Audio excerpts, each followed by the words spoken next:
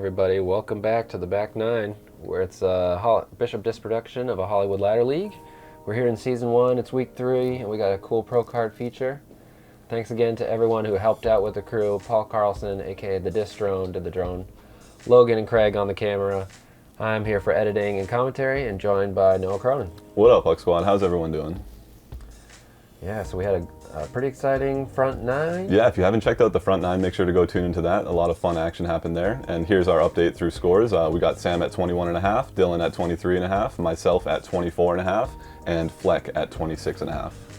Pretty close race heading through the back nine. Yep. I know Fleck might have started a little slower than he would have liked, but I know he's going to turn it around in this back nine. Yeah, I think he's only played Borderland maybe 3 times. I don't Right. think he's definitely never played the all positions. And Yeah, the alt baskets are tricky, and especially if you haven't played here a lot, when you come here to play Hollywood, your mind is just racing because you're not sure which basket to go to. Absolutely. There we got Dylan flexing a little bit of his Discmania muscle. Yep, for sure. I'm just out here having a good time Yep, with the kids. happy to be here. Absolutely. It was a frigid morning this morning. It was probably 20, 25 degrees. It was not warm. No. But here we are, starting off the back nine with hole 9. And this is actually the second hardest hole and one of only 2 holes to average over 3. It doesn't surprise me. Look at the difference in the distances of the baskets. Like, you really do need to choose which one you want to go to, and that white pin is pretty tucked into a little cove, so the 2 on the white basket is no gimme. Right, for sure. And I'd say if you don't throw at least, I'd say a B+ drive, that like you're not really going to have even an upshot to either basket. Yeah, you exactly. got to push it pretty far down the fairway. Right. Or you're going to be in big trouble. And as you say that, you got hung up a little bit early there. Yep, Dylan, inspired by my leftiness, he's going to throw a meta origin. Yeah, lefty, as I don't know if you guys picked up on that, but Dylan is traditionally a righty, but decided to go lefty here. Not the hole I'd choose for it. Fleck's going to throw a buzz, and he keeps missing early left. Yeah, he had a couple of the left misses earlier in the front nine as well, but he'll settle in. Yep. And then, now is this like a fairway driver? Yeah, that's my instinct. It's pretty beaten in, so it is going to go straight, and that got some amazing ground play. We all saw it get that first skip, but then it kind of disappeared over the hill. We all thought it kind of stopped, but it got like another 80 feet off the ground. Yep, you can watch me scoping out if I have an approach to the blue basket, and I really didn't. So then I just didn't exactly take my time. Kind of shot it up to white, and maybe a little low into the ground. For sure. Yeah. And now Dylan, also not with a really easy line.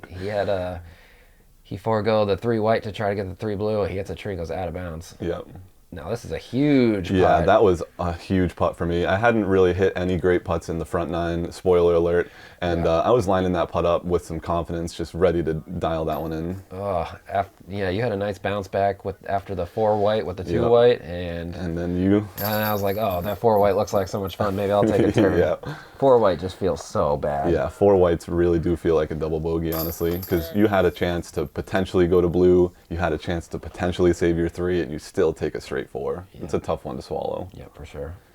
And we have Dylan here laying up to the longer basket. Yeah, he's got to kind of pull himself together. His score is getting a little out of control. And he seems to have his bag on, his mittens on, and I think that was for a 4 blue, so I think this is for a 5 blue right here. Yeah, maybe even 6 because he went out of bounds. Oh, yeah, he did. Took his bag off, kind of settled down a little bit, but took a 5.5 there on hole 9. That's rough. Yeah, that is a tough score to take. Right. But you throw lefty off the tee. You know. I don't know. Yeah. All right, we're here at hole 10, right in the middle, also averaging 2.81 the Saint. It's funny, this has the exact same scoring average as hole 3, which I thought was pretty funny. Wow. 47% of people are going to white, to blue, which makes sense. Yeah, I think that's pretty even. The blue basket isn't that far away, but it's guarded by a ton of OB. Yeah. I decided to go for the short one here, try to get my 2. Because like you said, there's a lot of OB to that long one, so I just wanted to try to get a straight 2 there. Yep. I think you thought that was a little too short. Yeah. Oh, Fleck also going early right. Yeah. Now on his forehand, kicking into the... And with a shot like that, it looked like he was lining up a shot to blue. For sure. I think if you're right-handed, going the, flex forehand up that gap. That's the preferred line. It's tough, but it's the line. Yeah. Now, Dylan, he's throwing flick origin. I'm not sure what he's really going for at this point. Probably white with that shot. I think he's playing a little on tilt at this point. Yeah, he's a little, especially after that, 5.5 on the last hole. He's had a couple bad holes in a row. Fleck throwing a really amazing overhand just to be in position. And this was one of those in-betweeners again, you know. I had just hit a nice putt on 9, so I did feel good in my putting. But it was tough to decide whether or not I want to try that 25, 30-footer or go to the blue for a 2.5, and I was happy with that putt. Right, so in Hollywood you take, I'd say, like less 45-footers because you can pitch them over, but then when you do decide to putt to the short, it's like, man, if I miss this, then I really blew it. Exactly. So it can really play with your head. Yeah, but that was a good 2 to take, and I had just taken a 2 on the last hole, so I'm kind of putting something together in this 9. Yep, here we go. We're on to hole 11. Now these two baskets are very close to each other. They are. And this is playing as the second easiest hole with a 2.54 average. It makes sense. Right? Yeah. And 74% of people are going to the long basket. Wow. Which... I wouldn't have guessed that. Right, you think they're so close together. I think sometimes people just get hung up in the trees. Yeah. And you're throwing on an FD3 here. Yep, that's my FD3, and I was going for the long basket. And, you know, If you end up a little short, you'll have a putt at either one of the baskets. Same. Now, I'm throwing mid-range, also going for the long basket, but it just comes in a little early, hits the trees. And just checks up right next to the white one, you know? Not much of a decision for you there. Maybe if it was like, 10 feet past, I would go to blue, but I think it's hard to... justify going to blue when you're 2 feet. 100% chance. For a 2. Right, Fleck going back to that, I think it's a forest that he threw on hole 1. Yep. It's a really nice shot. It's going to come in. Yep, hopefully sneak around that tree. Yep. And it looks like it got caught up in that brush, but he's only about 20 feet from blue. Right, luckily there's no 1 meter rule, it's a 2 meter rule. Oh, and Dylan trying the basketball shot. That's really the only shot you have over that bush. And just getting an unfortunate little landing spot on top of the basket there. All right, Fleck realized that he forgot his putter in the basket on the previous hole, so I run and get it for him. But he doesn't need it. He puts it right in the heart. And that was also like a tough decision because he was definitely closer to the white basket, and he had a little tough straddle putt to the blue. But that was a great 1.5. At some point, you just got to make it. Exactly. And there it is. There's 1.5 for you too. So I'm stringing something together here. That was a nice 1.5. I got 2 birdies on whites before this. For sure. And yeah, you just tapped in your 2 there. Wasn't really worth even thinking about going to blue. Nope. And here we go. We're going up to hole 12. This hole is playing as one of the easier holes, probably the 6th easiest hole. 2.74 average with 68% of people going to blue. I was going to say, I figured this was going to be a heavily favored blue hole. Yeah, this short pin is just kind of tucked to the left from the normal position. It's just hard to access. It is. It's a really hard shot to hit off the tee. Here I'm throwing one of those new prototype DD3s. It's pretty overstable for me. Oh, it looked so good. It looked awesome. Just clipped the top branch, but still gets it. It still fought, but out of my hand, I thought that was going to be money. Yep. But sometimes you just clip one of those small branches and it just kind of takes you off your trajectory. Yep, Fleck going a little high. Oh, that would have been right on the green too. And that was also good. I prefer the little bit lower line. Yeah, kept it low, maybe playing for a little ground play. Yeah, this nice hard ground is going to give it that perfect skip. Which it does. And it coming in nice, and then it hits this tree and is stopped by the rope from going out of bounds. And it actually hit the rope. Oh my gosh, the rope moved right there. That was so close. All right, Dylan on full exhibition mode at this point. Yep, going up and over. A mile in the air. And you can see it hits about 60 feet in the air. Like that would have gone 100 feet past. Yeah, that was actually basket. an absurd shot. And now he's going to actually try to make this putt to white. But goes over the top. Yeah, a little high. Goes out of bounds for a second, but comes back in. Yeah, that almost went over the wall there. Here I am lining up a putt to blue. And with that tree on the right, it made it really hard to give that a solid putt and just left it a little short. Yep, and as a fellow tall guy, I'm sure you hate when you take it in a meter, but you really can't get your full stance. I know. And you got that rope on your back foot. Yeah. But here's Fleck getting his back-to-back, his second 2 blue in a row. Yeah, and this one is a really satisfying 2 blue to get. You know, is. It's a great shot. It's a great shot. It favors the righty forehand, but it is just a really tough shot to get yourself a putt. Yep, and here we go. Hole 13. It's the easiest hole in the course, averaging 2.35. Wow. With 87% of people going to blue. Yeah, I mean, look at those distances, you know? They're both under 240 feet, and the blue is pretty much just a stock hyzer. You got to miss a couple trees. For sure. And honestly, the flight of the shot to blue is a little bit easier than the flight of the shot to this white alt pin. It's a little more technical. Yeah, if you're righty. Yeah. And Fleck flipping up a mid-range, and it's just going to coast super straight. Yeah, that did not fade as much as he wanted it to. No. And then you're throwing a method here? Yep, exo hard method. A little higher than him, a little tiny bit more hyzer. Giving some body English. Right. Oh, to get it around the tree, but we didn't see that one. I know. Lurking. That was on such a good path, too. So I opt for the white one on this one. I think the white is just easier for me. Yep. I have gone to blue, but Do you forehand if you go to blue, or do you play a turnover? I throw a turnover. Yeah. But I think going that way, it just brings getting a 4 into play. Yeah. And if I miss that shot to white, I'll still have a pretty easy up and down to blue. If you wanted to do that. So it's really a play that I can get a 2 or a 2.5. Yeah, makes sense. Just like what you said, you were going to the white, but now you were short enough that you just have an Exactly. easy up and down to blue. They're neighbors. So, Yeah. you know, some people are, or actually a fair amount of people are going to get that 1.5 on me. Yeah. But it's fine.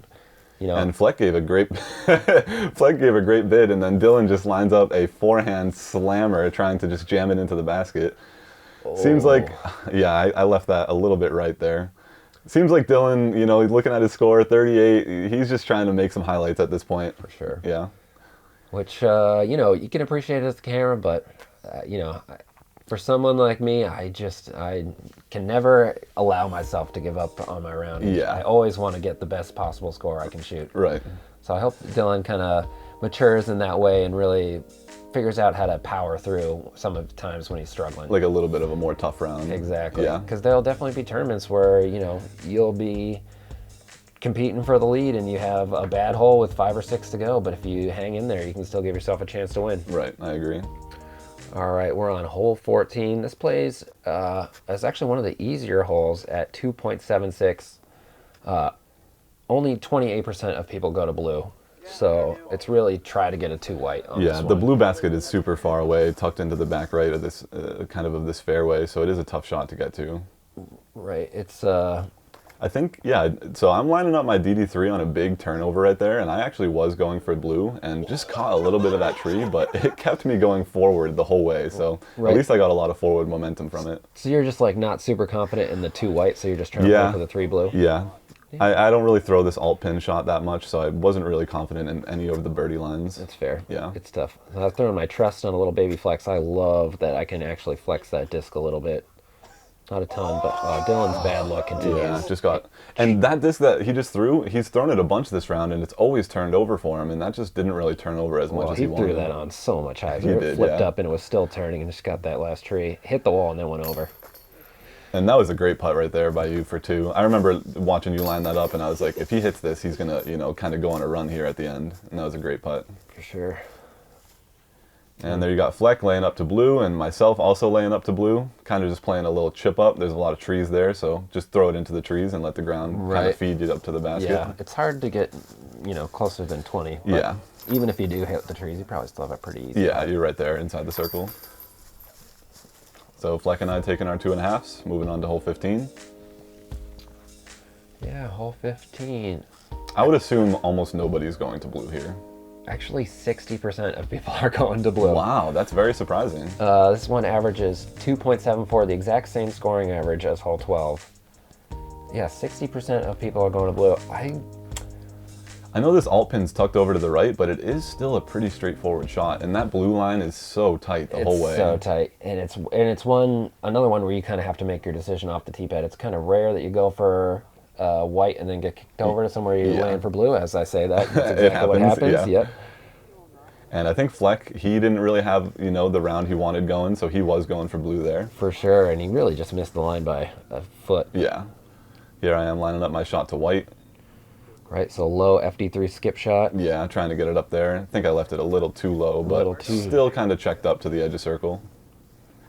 And here we have Dylan lining up a crazy line through the woods on the right, high hyzer. Just a little tiny window to hit. For sure. And he gets sneaky. And he nailed it. All the way up there. Like, that is actually an insane shot. I've never even looked over there before. Yep, and cashes it. And yeah, cashes the 2 white from the sneaky window. Absolutely. So now you're actually only down one I know, me stroke. and you are battling. You kind of snuck up on me here. And you can see I threw my disc up in the air in a little frustration there. Yeah, I for sure. really wanted that putt. Yeah, Just for left sure. it a little short. So now I've got, well, Fleck and I are both going to throw these little anti-approaches to the blue basket, and as long as I can get it up and down, and I've got my harp, so I'm pretty confident. Yeah. It's my favorite little shot, the turnover harp. Right. Easy down by the basket. And it's that soft plastic, so it usually always sticks. Right. Yeah. So now instead of, you know, losing a half stroke to pick one up. Yeah, exactly. And then we come to hole 16. Where is hole 16? Also playing as one of the easiest holes. So this is tied for the 4th easiest hole. Same scoring average, or fourth most difficult hole. 4th most difficult. Averaging 2.93 with 66% of people going to blue. That makes sense. This white pin is tucked into the right. It's an alt pin. It's tough to get to, and people are pretty familiar with getting up and down for 3 here to blue. For sure, but almost no 2 blues. No, the 2 blue here is really, really hard, just due to the specific shot shape that's required for it. All right, here comes Dylan's forehand. If you ever wonder what it looks like, right at you. Right at the cameraman. All right. And it looks like he did dodge it. That's some great agility right there. Yep. So I love the alt pin. I get to throw something, a little flip up fairway driver that's just going to coast to the right. Right. It looks a little sawed off, but once it beats that tree, I'm going to call for it to skip. And it does. It does, yeah, off that nice cold hard ground. Perfect. Yep, right up there to about 10, 12 feet. And you're sneakily putting together a really good round right now. You know, you're really not making too many mistakes. Yeah. I know you had one, I think, 4 white in there, but other than that, you've been really dialed in this round. Yeah, I got a 4 blue on 7 and a 4 white on 9. I'd say those are my only 2 blemishes. Yeah. And I was going for blue here and left myself a little short and early. And this is really a tricky spot to get up and down. I had to throw something overstable in my MD5, kind of like stally and low for a skip shot, and that was honestly one of my best shots of the day. That was a really solid up and down. Fleck gonna go with this little ledgestone glow zone. Yep. And that's a good shot, up and through that gap. Yep. There's Dylan going for his 2. Oh, that looked so money. And he's just showing some emotion after having a tough little go at it this round. Yep. And Sam tapping in his 2 white. That is an awesome 2 to take. Right, so now it's gonna push my lead up on you. Yep. To probably what, like 2? 2 strokes. 2.5 maybe? 2 strokes, yeah. Yep. Tapping in my 3 blue for a nice 2.5. Yep, back 2 on you. And here we go, hole 18, which is the hardest hole on the course. Makes sense, honestly. Averaging 3.06, but almost a 50-50 spread. 51% of people are going to blue. So you want to hit this high gap, get it coasting right, and then you can either land here for the alt or push it down the fairway. It's not even, maybe 100 feet Yeah, extra. probably about another 100 feet. But that slope is what really gets the blue people. basket's sitting on a slope, sitting on a little bit of a hill, with some rocks around it too. I'm going to throw that grace that I've been leaning on all around. And that was an awesome shot. It is so hard to attack that basket just because of the way that the shot shapes around this corner. It's sneakily uphill. Oh, I get to see this finally. Yep, and it's just gets smacked down. Tree. I remember throwing that a little earlier than I thought, and I thought it was going to get hung up earlier than that, but it did sneak through the trees for me. Fleck with an absolute blast, way up in the air, carrying and hits a tree. That is a bomb. It is a bomb. Yeah, that would have been way down the fairway. He's past the white basket. That's really, really tough to do. Yeah. Dylan throwing that turnover as well. Yeah, kind of more burning it into the ground, but he's still in an okay spot to get up and down to really either basket. So this is the pretty common upshot to blue.